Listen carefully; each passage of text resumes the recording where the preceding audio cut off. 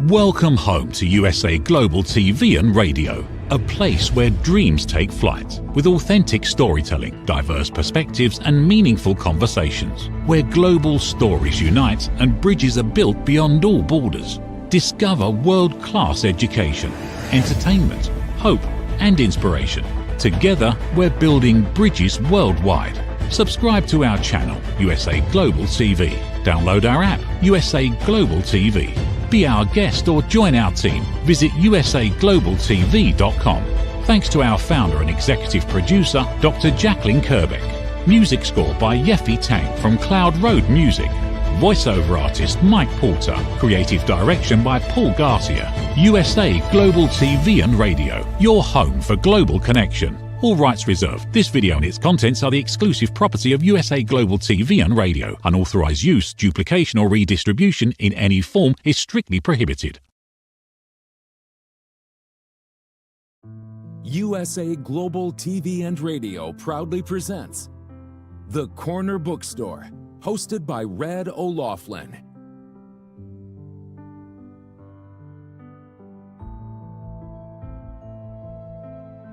Step into a world where every story inspires. These pages come to life through the voices of authors from around the globe. Written by our global community of TV show hosts and best-selling authors, these works span genres, generations, and geographies, united by the power of storytelling. Discover your next favorite book and meet the minds behind the work.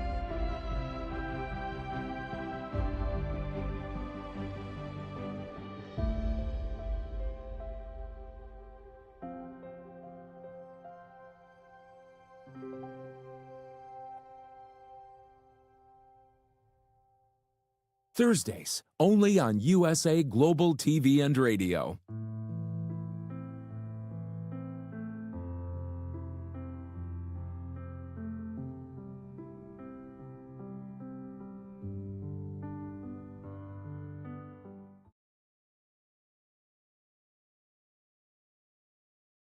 Howdy, y'all. Red O'Loughlin here. We're on the Corner Bookstore today on the USA Global TV and Radio Network. And I am super happy. I think this is the first time I've ever had a real journalist on my show. We've had a few other people that have worked in that field, but this is a long-term career journalist, Patrick Sangimino, and I'm super interested in chatting with him today. Before I get to that, let me just give you a little bit of intro about me. When I'm not doing my TV shows, I do 3 of them every Thursday, back to back to back. This is the first one. The next one's called The Wise Ones. And then my final one today is going to be Talking Heads. But I research the human body at the cellular level, chemically speaking. I look for cause and effect relationships. Treat a cause, fix a problem. Treat symptoms, and you'll always be treating symptoms. And the problem is with treating symptoms, the cause is still there and it can get worse. But that's what I specialize in. I try to focus on longevity and age-related diseases. And so that's where my writing's at. That's where my speaking's at. Everything is in there. In fact, today I'm talking about how to live 10 years shorter, slower than you normally would. So trying to figure out, okay, we got this aging process. How do we actually take it and make it a little bit slower so we can enjoy our retired life? I think that's enough about me for right now. And so let's go ahead and introduce Patrick. Why don't you join me up here on stage? Patrick Sangimino. Good morning. Howdy. Well, is it morning where you are? Yeah, I guess it is, huh? Yes, it still is. Not by much, but for another hour, it will still be morning. Out here in California, it's definitely morning. What part of California are you in? I'm in Northern California, just in the Silicon Valley, Sunnyvale. Okay, I used to live in San Jose for a number of years, so I'm very, very familiar with it. I went to San Jose State myself, so. Yeah. Well, I got out of the Navy from Vietnam, and that was where I ended up for about 7 years while I was trying to figure out what I wanted to do and where I wanted to live. And it was pretty exciting. I worked for National Semiconductor and Memorex down there in that area. Oh, you watched the valley grow up then? I did. It was a totally different world than it is the last trip I made out there 5-10 years ago, whatever it was. It was a little while. It was before COVID. Just a little, huh? Yeah, just a little. Okay. Patrick, tell us a little bit about your career as a journalist, because that really intrigued me, especially the part about the sports journalism.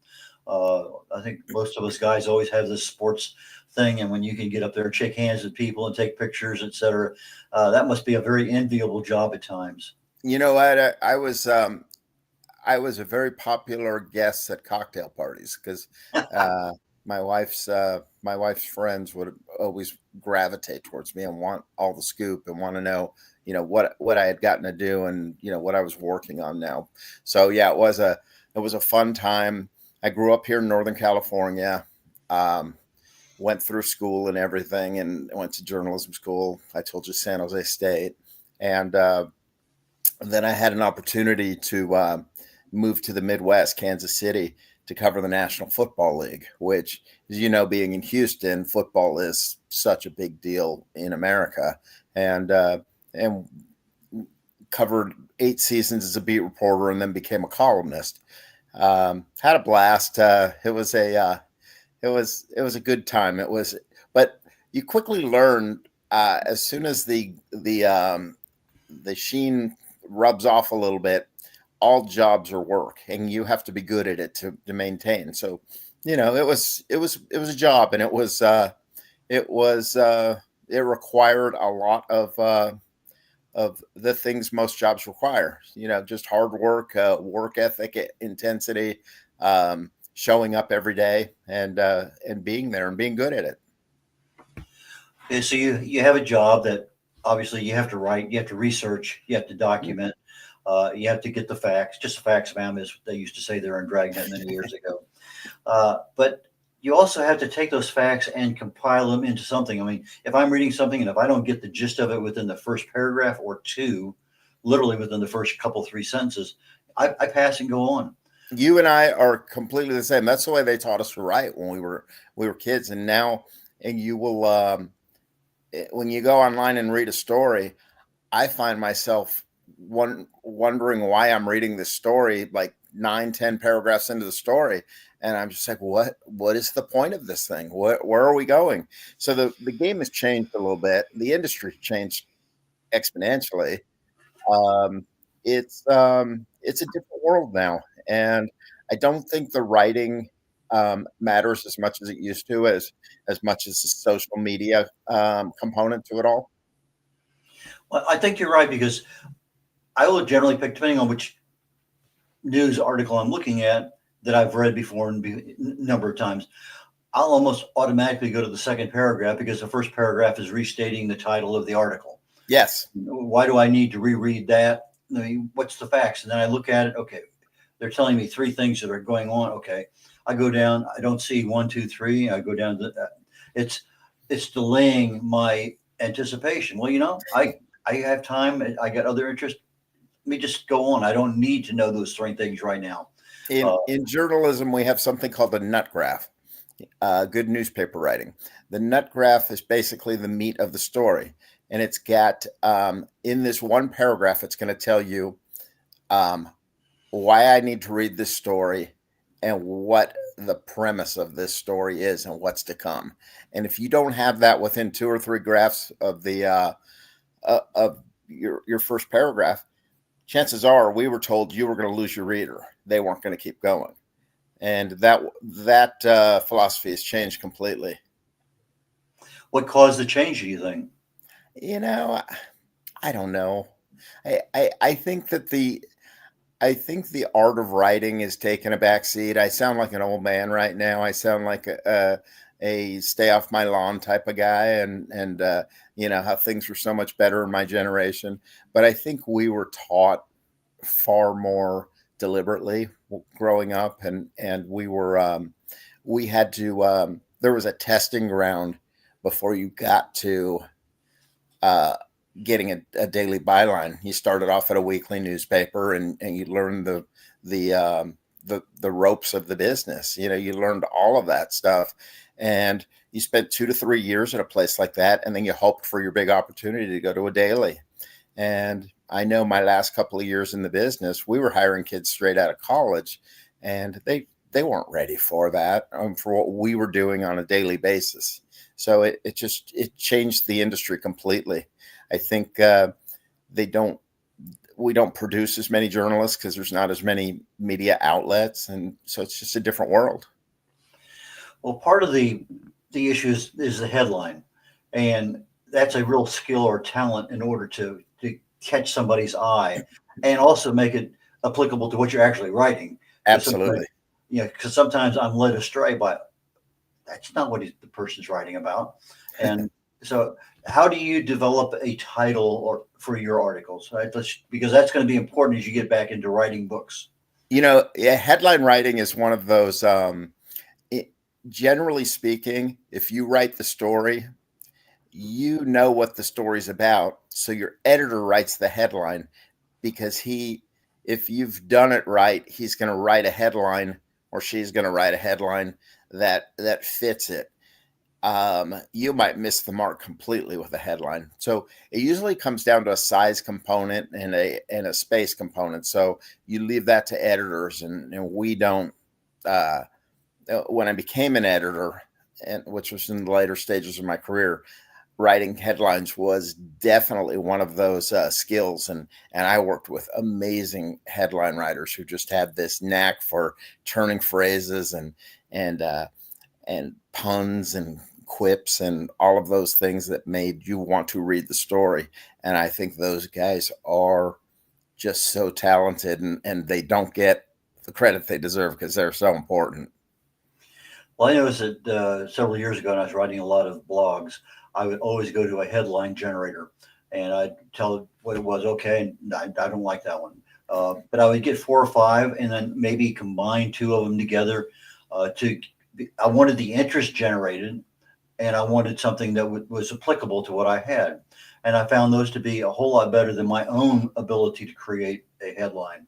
Nowadays, when I want headlines, just like for the topic for my show coming up 2 from now, I'll go into AI and I say, here's here's a brief paragraph of what I'm talking about. Give me 10 topics. Here's my audience, and boom. Then I take a look at those 10 topics. And I say, okay, there's 1 or 2 there I can use. Give me another 10, or whatever I may have, or say focus more on this. And I use AI a lot for a lot of my research, but my prompts are about 2 pages long for what I do in the field that I'm working in for my research. But when I want something, here I get all this. I said, okay, based on everything that's there, give me 10 topic headlines for a presentation, for a blog, for whatever.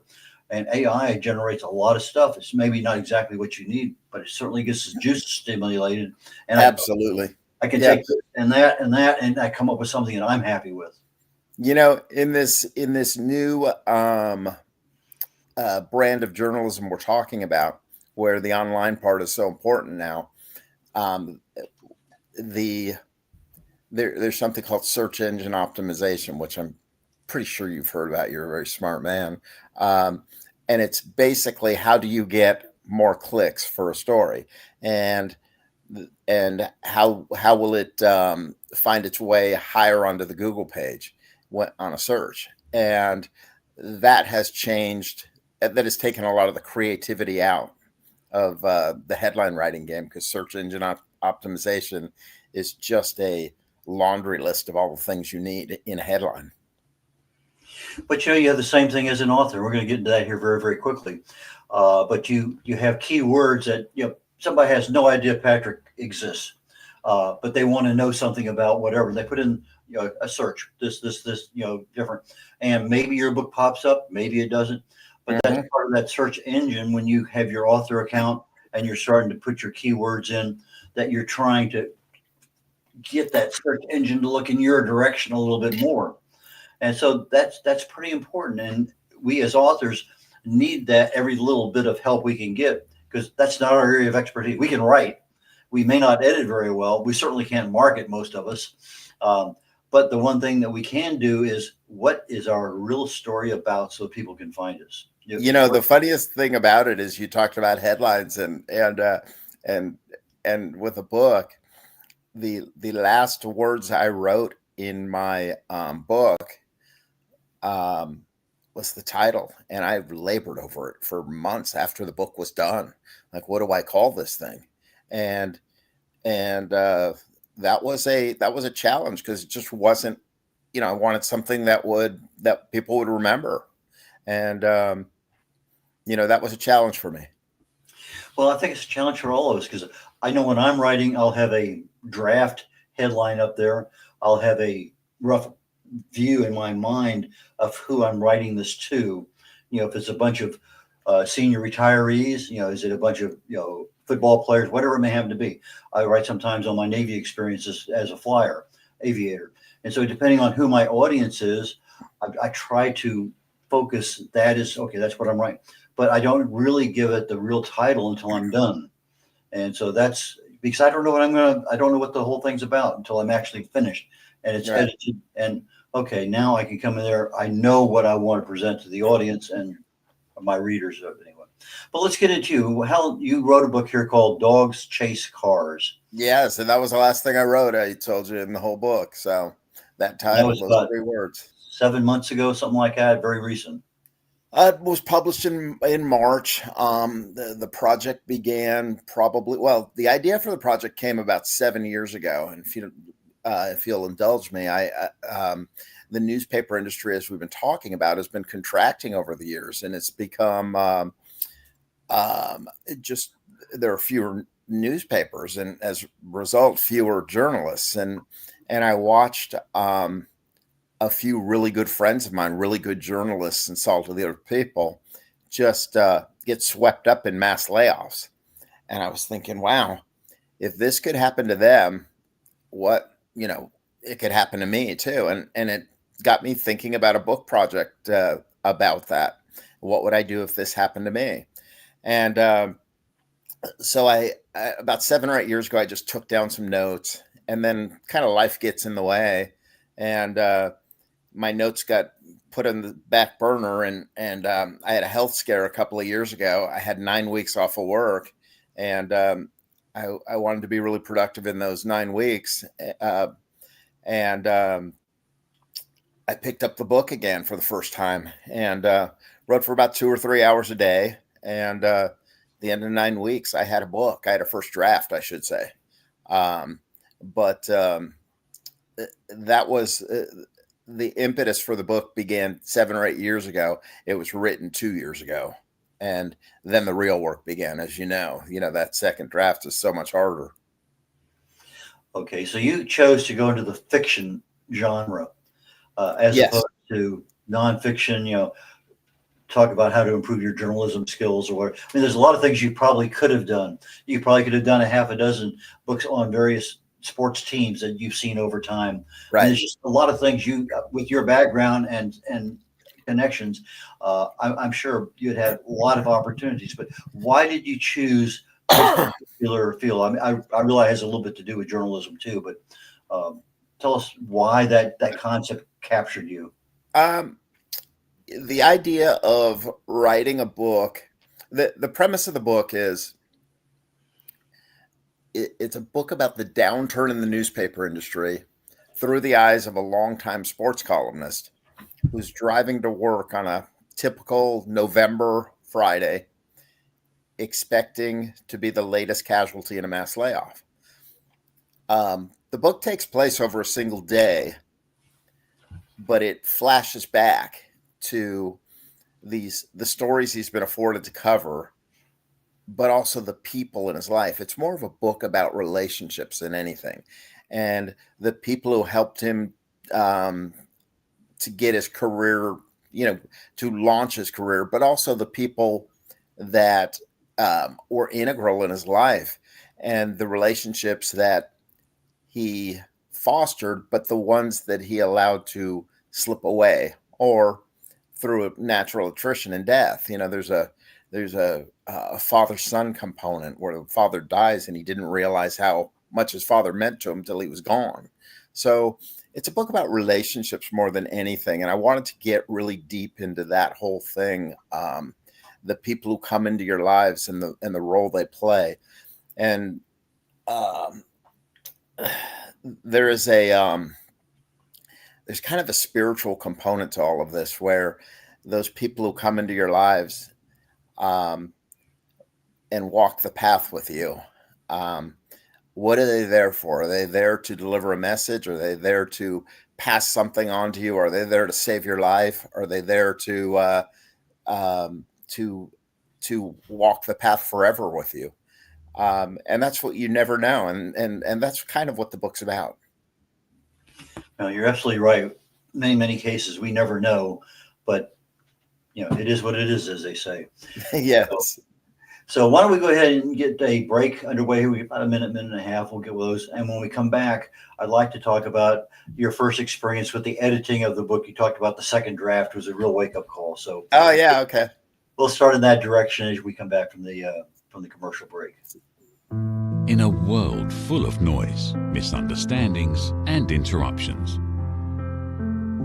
master the art of listening with Dr. Jacqueline Kerbeck. Dr. Jacqueline Kerbeck is the listening mentor of USA Global TV and Radio and the Amazon #1 best-selling author of Mastering the Power of Elevated Listening. Elevate your listening. Elevate your life.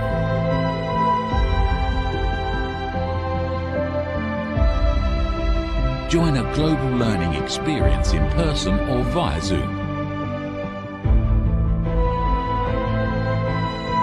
Reserve your spot today.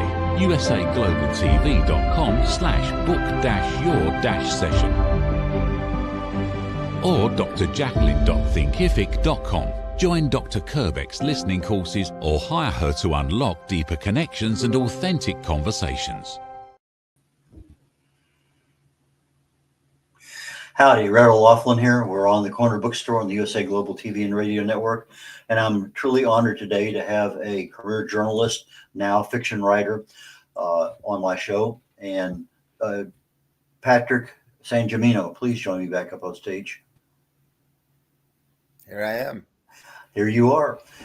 Okay, you got that first thing written, and I'm sure you probably did the spell check and grammar check and all that stuff. It's just probably second nature to you because of all the writing you've done. But when you start getting into a fiction book with a story and a plot and characters and dates and times and locations, that can be an interesting quagmire of things to happen. Tell us what happened with you. It was really interesting because I got the thing done, and I thought journalists are very we're weirdos in a lot of ways, but I wasn't telling anybody I was writing a book. I thought as a journalist, it would sound very pretentious of me. So I kind of kept it under wraps for a while, and it was just my side project. Like I said, I was off work, and this was my way of, it was such a cathartic experience for me to write this book. And so I get done with the first draft, and I have no idea what to do with it now. It's staring at me, and I was like, okay, I've got to let somebody read this thing. So I've tracked down a couple of close friends, and I said, would you read this? Let me know what you think. And they're like, oh, wow, this is really good.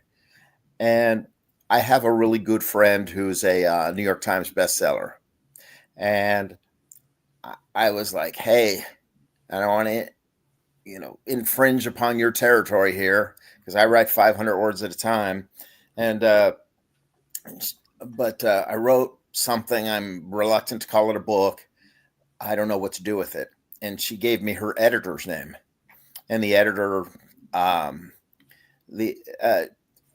she gave his number, and she goes, I'll tell him you're calling. I called him, and he goes, I want to read the first 3 chapters.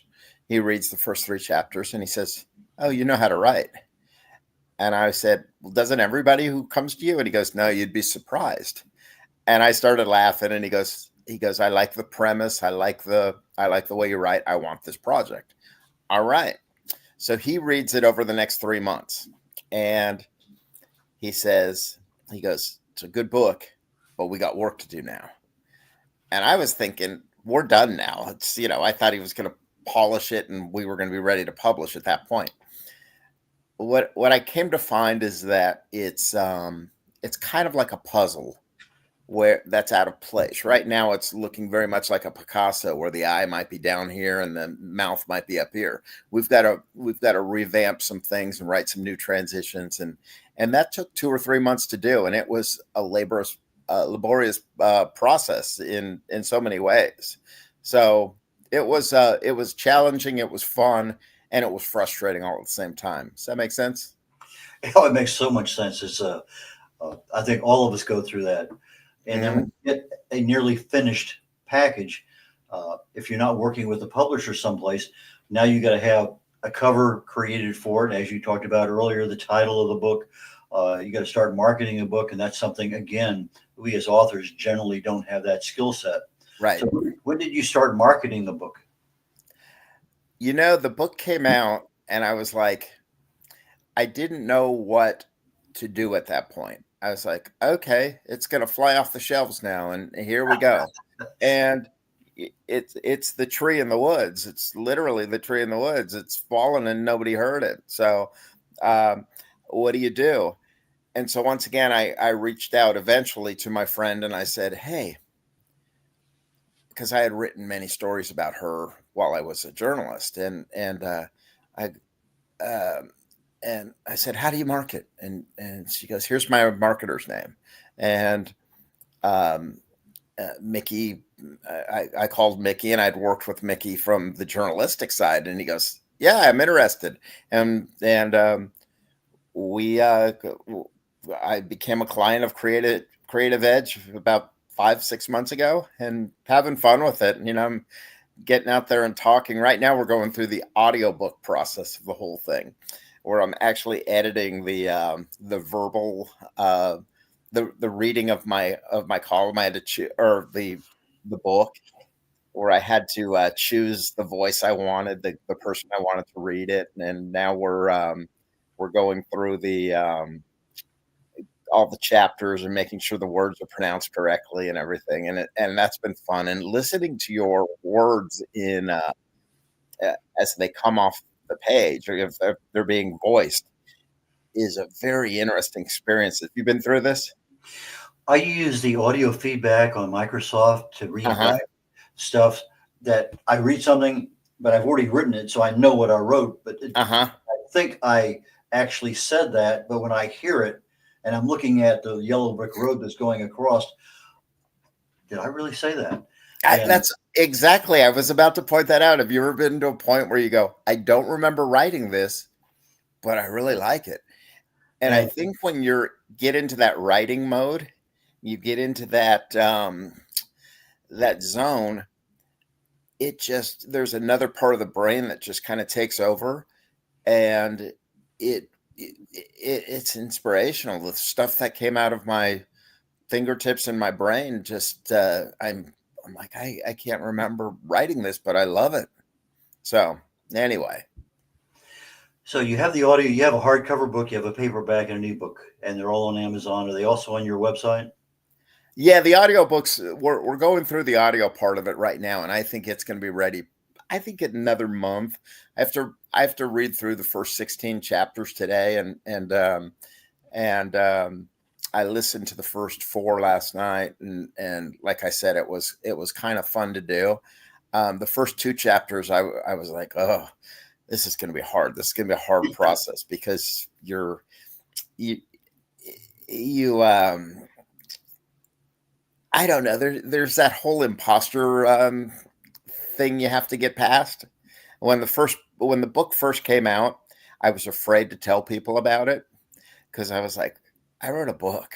Uh, how do I how do I explain this to people? Like, am I really that person who's worthy of writing a book? Because it just seemed like such a big undertaking, and I don't know how to explain this. Do you know what I'm talking about? I have tangential experiences like that, yes. Yeah. And sometimes it is very hard to explain.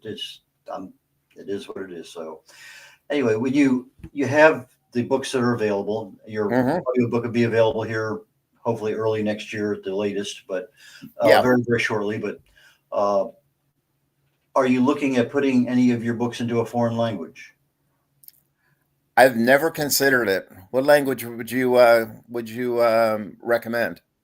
Well, I used to have conversations back and forth with some people on LinkedIn, but the pricing was just so high to have a normal, Spanish, German, French, Japanese, Chinese version, whatever I wanted. I can't afford that. And then I noticed lately here within the last year or so that Fiverr does it, but they do it by the number of words. In other words, you can find somebody who, let's say you want Italian, and you find somebody who fluent English, fluent Italian. They know the idioms, they know everything that's there, and based on the number of words, they're going to give you a price. $450, whatever it may happen to be. And so I find that to be a reasonably economic option if I'm expecting some kind of return on my investment.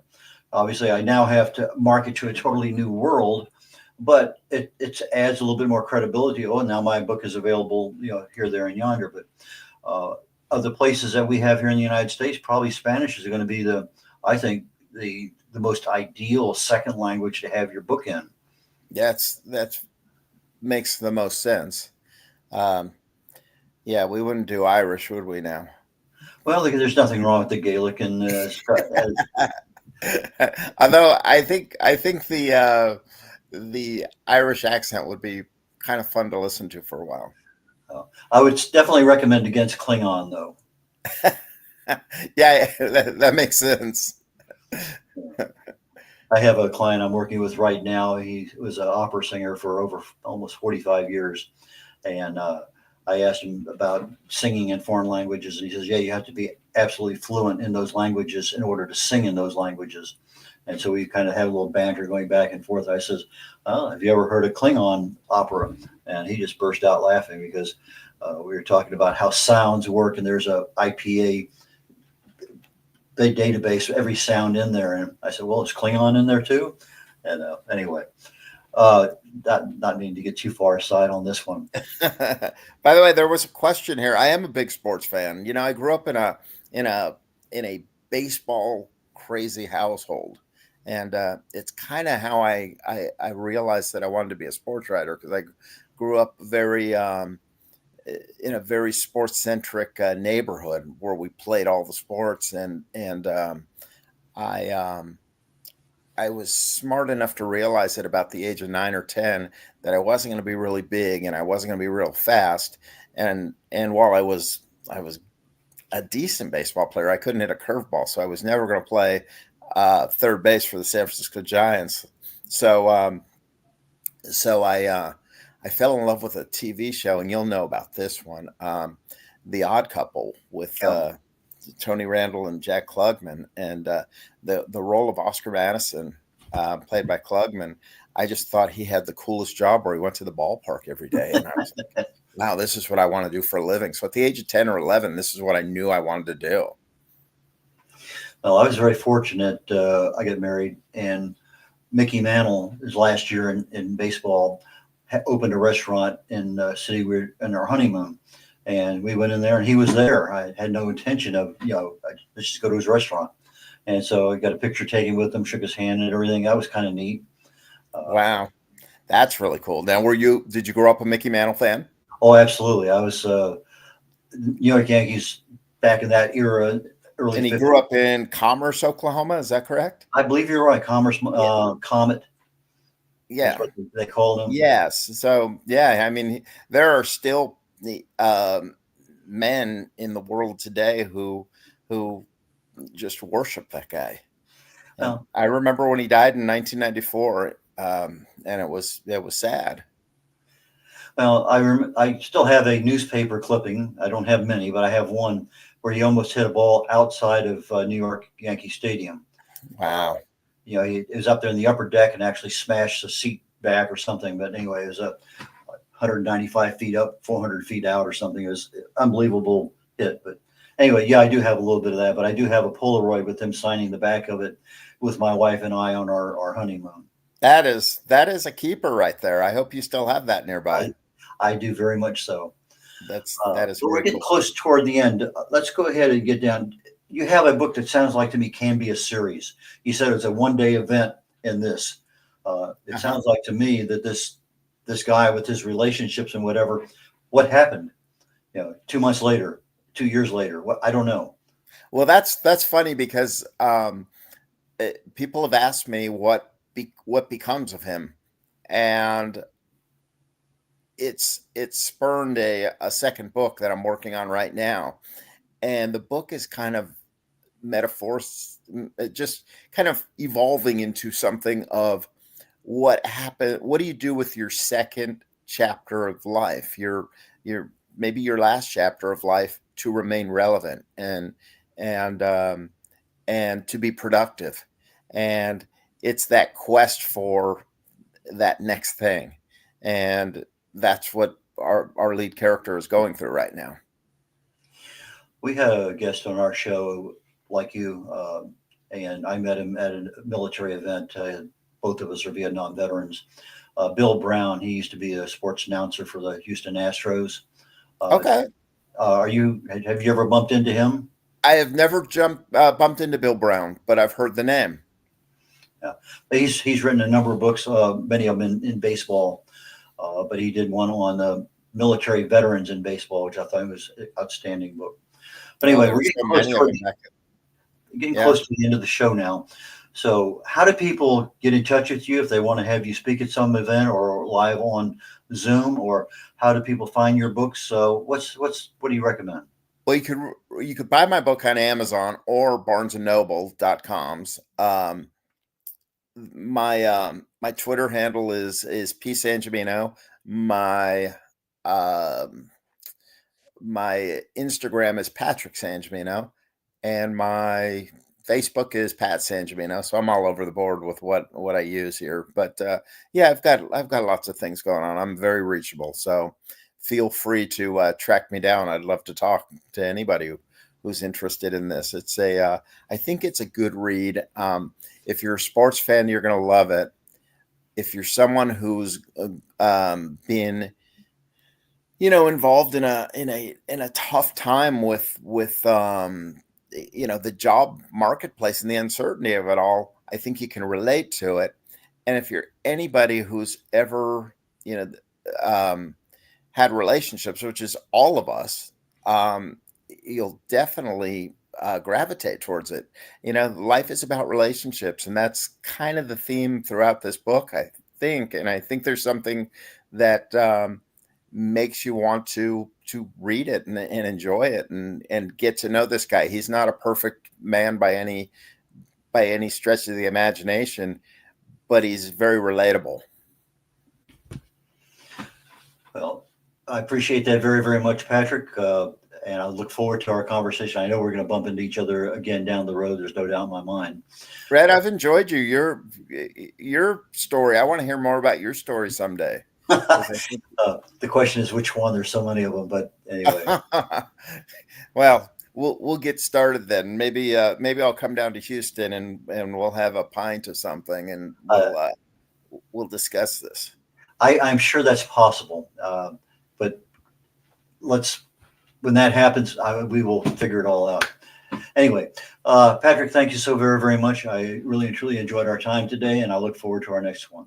So, Red, thanks for your time. Take care, sir. Bye. Take care. Red O'Laughlin here. We're concluding the Corner Bookstore on the USA Global TV and Radio Network. My next show starts in about 23 minutes, it looks like. It's called The Wise Ones, and we'll be talking to I don't want to say an accountant. Jocelyn Martinez is an accountant, yes, but she is an entrepreneur. She formed her own company. She has a master in accounting, a very dynamic person. So I'm looking forward to that conversation. For myself, my topic on Talking Heads today is about how do you slow the next 10 years of your life? Slow it down where you're healthier, you're more vibrant, you can do more things. So that's the focus that I have. And it's a show about 40 minutes, rough order of magnitude. And what else do I have? I think I am running out of thoughts for the moment. So Red O'Laughlin signing off here on the Corner Bookstore today. And I look forward to seeing you all next week. Bye now. Ever dreamed of hosting your own TV show, sharing your story with a global audience? Now's your chance to shine. At USA Global TV and Radio, we make it easy for you to create, host, and broadcast your very own TV show. Whether you're a storyteller, entrepreneur, or industry expert, we help you bring your vision to life. With our exclusive interview, live streaming, and podcasting training, you'll gain the skills and confidence to captivate your audience. Our global platform ensures your voice is heard worldwide. Join our community of creators who are already making an impact, one show at a time. Step into the spotlight. Host your own TV show on USA Global TV and Radio. Book your discovery call today at usaglobaltv.com. Copyright 2025 USA Global TV and Radio. All rights reserved. Terms and conditions apply. To learn more, visit usaglobaltv.com. Nestled in the heart of the Blue Ridge Mountains, the Horseshoe Farm has always been more than a destination. It's a living, breathing reflection of community, connection, and transformation.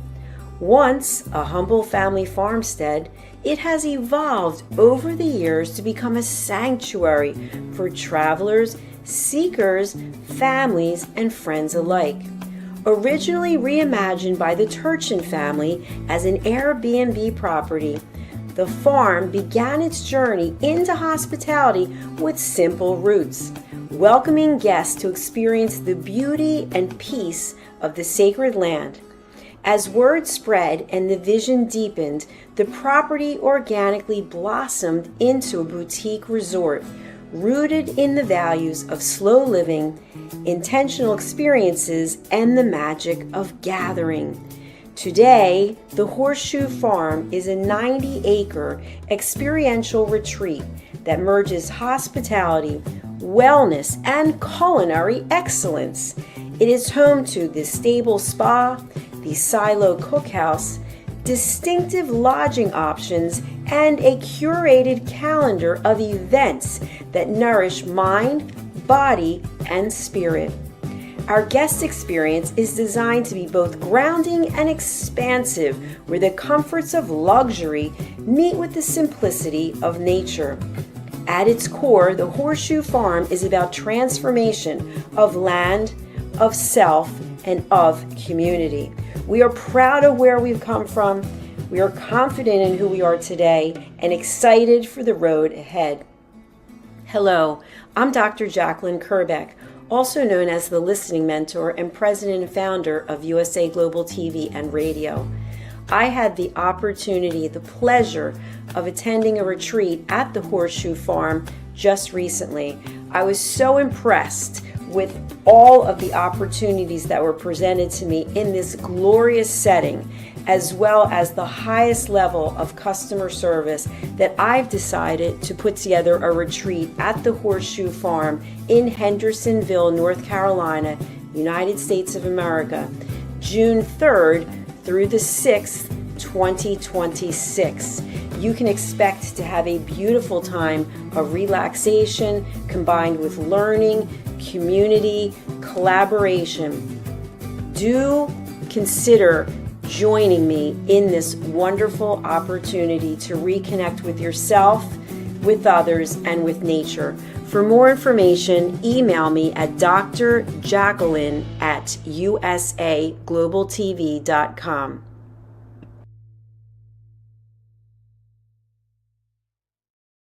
Is it true? Is it kind? Is it necessary? In a world quick to judge, one book dares to reveal the hidden cost of silence. Discover Holy but Harmful, The Silent Sin of Judgment, How Hidden Judgments Destroy Relationships and Damage Lives by Dr. Jacqueline Kerbeck. The Amazon #1 bestseller that's transforming the way we understand ourselves and the way we see others. Pick up the companion workbook to uncover your own hidden judgments and learn how to break free from them. Available now on Amazon and at fine bookstores worldwide. Thank you, viewers and listeners of USA Global TV and Radio, for joining us today. We're honoured to have your time and attention as part of our global community. At USA Global TV and Radio, we believe in the power of authentic conversations, meaningful connections, and creating a world of possibilities together.